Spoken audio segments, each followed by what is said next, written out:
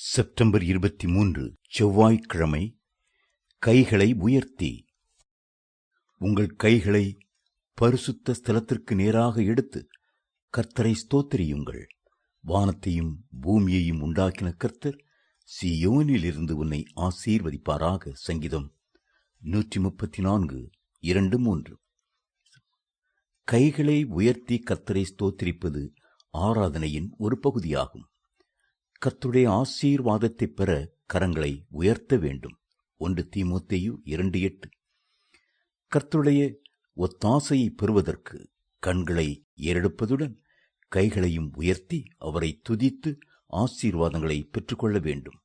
கைகளை உயர்த்துவது என்பது ஒருவர் சரணடைகிறதை காண்பிக்கிறது. தேவ சமூகத்திலே நம்மை தாழ்த்தி முற்றிலுமாய் ஒப்புக் கொடுப்பதையே கைகளை உயர்த்துவது குறிக்கிறது.